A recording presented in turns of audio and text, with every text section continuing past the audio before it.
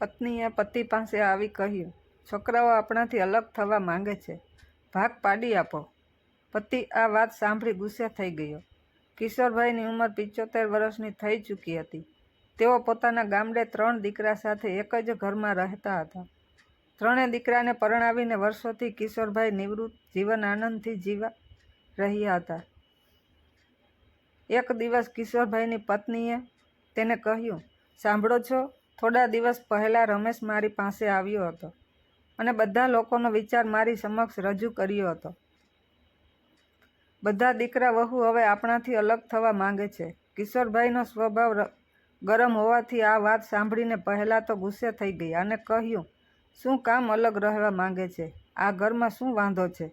પરંતુ તેની પત્નીએ તેને સમજાવીને કહ્યું, હવે તે લોકો મોટા થઈ ચૂક્યા છે એટલે તેઓ ઈચ્છે છે એ રીતે તમે સરખા ભાગ પાડી દો. તેઓ હવે આ ઘરમાં રહેવા નથી માંગતા. કિશોરભાઈની થોડા દિવસ સુધી કશું ન બોલ્યા એટલે રમેશે તેના પિતાને કહ્યું, બાપુજી, હવે અમારે બધાને અલગ થવું છે અને અલગ રહેવું છે. હું સરપંચને બોલાવું છું. એની હાજરીમાં જ તમે અમને બધી વસ્તુઓની સરખી રીતે વહેંચણી કરી દો. કિશોરભાઈને ગુસ્સો આવ્યો, પરંતુ તે કશું બોલ્યા નહીં. માત્ર રમેશને કહ્યું, વાંધો નહીં, સરપંચને બોલાવી લે, હું ભાગ પાડી દઈશ. રમેશ સરપંચ પાસે ગયો અને આખી વાતની જાણ કરી. સરપંચ સાંજના તેઓની ઘરે આવશે એવું નક્કી કરીને રમેશ પાછો ઘરે આવ્યો, જમ્યો અને સાંજે સરપંચ ઘરે આવશે એ વાતની બધાને જાણ કરી. સાંજે સરપંચ આવ્યા એટલે તરત જ રમેશ પિતા પાસે જઈને બોલ્યો, બાપુજી, સરપંચ આવી ગયા છે, હવે તમે તમારી રીતે વહેંચણી કરી આપો.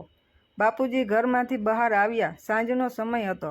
ઢળતી સાંજે એક ખાટલા ઉપર બાપુજી અને સામે સરપંચ બેઠા હતા અને કિશોરભાઈના 3 દીકરાઓ ત્યાં બાપુજીના ખાટલા પાસે ઊભા હતા. સરપંચ વાતની શરૂઆત કરી અને કહ્યું, જો છોકરાઓને ભેગા રહેવું તે ફાવતું ન હોય તો ભાગ પાડી આપો, એ જ સારી વાત છે. જેટલી વસ્તુઓ છે એ પ્રમાણે સરખી રીતે બધાને ભાગ પાડી દો. અને હવે કિશોરભાઈ, તમે અને તમારી પત્ની કહો કે તમે કયા દીકરા સાથે રહેશો. કિશોરભાઈ સરપંચને હજુ કંઈ પણ જવાબ આપે તે પહેલાં રમેશ બોલી ઉઠ્યો, અરે એમાં શું પૂછવાનું હોય? બાપુજી 4 મહિના મારા ઘરે રહેશે, 4 મહિના વચલાભાઈના ઘરે રહેશે અને 4 મહિના નાના ભાઈના ઘરે રહેશે. જાણે રમેશ પહેલેથી આ વાત તેના બંને ભાઈઓ સાથે નક્કી કરીને આવ્યો હોય એ રીતે બંને ભાઈઓને ઔપચારિકતા માટે પૂછ્યું, આ નિર્ણય બરાબર છે ને? બંને ભાઈઓએ તરત જ કહ્યું, હા, ઠીક છે, અમને આ નિર્ણય મંજૂર છે. સરપંચ બોલ્યા, ચાલો, એ તો નક્કી થઈ ગયું કે કિશોરભાઈ અને તેની પત્ની તેના 3 દીકરાની ઘરે 4 મહિના સુધી રહેશે. તો હવે કિશોર દાદા, ઘર, જમીન તેમજ બીજી કોઈ મિલકત હોય તેના ભાગ કરી નાખો.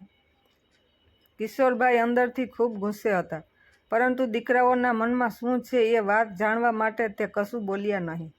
એમાં પણ આ 4 મહિના દરેક દીકરાને ઘરે જઈને કિશોરભાઈ અને તેની પત્નીએ રહેવાનું આ વાતથી તો તેનો ગુસ્સો જાણે આસમાન ઉપર પહોંચી ગયો હતો. ઘણા સમયથી એક શબ્દ ન બોલેલા કિશોરભાઈ હવે બોલ્યા, શેનો ભાગ પાડવો છે, શેની વહેંચણી? પછી બધા દીકરાની સામું જોઈ અને બોલ્યા, ભાગ અને વહેંચણી તમે નહીં, પરંતુ હું એટલે કે તમારો બાપ કરશે. સાંભળી લો મારો ફેસલો. 3 દીકરાઓએ પહેરેલે કપડે આ ઘરમાંથી નીકળી જવાનું છે. પછી 4 મહિના વારાફરતી વારા મારા ઘરે આવી અને રહેવાનું. એટલે કે 4 મહિના મોટો રહેશે, બાકીના 4 મહિના વચલો રહેશે અને પછીના 4 મહિના નાનકો રહેશે. અને આ સિવાયના મહિનાઓની વ્યવસ્થા જેને જેમ કરવી હોય એમ કરી શકે છે. તમે મારી વહેંચણી કરવા નીકળ્યા છો, પરંતુ આ સંપત્તિનો માલિક હજુ હું જ છું. બાપુજીના મોઢેથી આવા વેણ સાંભળીને બધા દીકરાઓને સમજાઈ ગયું કે તેઓએ કેટલી મોટી ભૂલ કરી છે. તેઓ બધા કિશોરભાઈની માફી માંગવા લાગ્યા. કિશોરભાઈ જે બોલ્યા તે સાંભળી સરપંચ તો આશ્ચર્યચકિત થઈ ગયા, પરંતુ ત્યાં હાજર રહેલા ઘણા બીજા વડીલોની પણ આંખ ખુલી ગઈ. આજે કિશોરભાઈના નિર્ણયને સરપંચ ખુદ કહ્યું કે વાહ કિશોરદાદા, આને કહેવાય સાચો નિર્ણય. વહેંચણી દીકરાઓએ નહીં, પરંતુ માતા પિતાએ કરવાની હોય છે.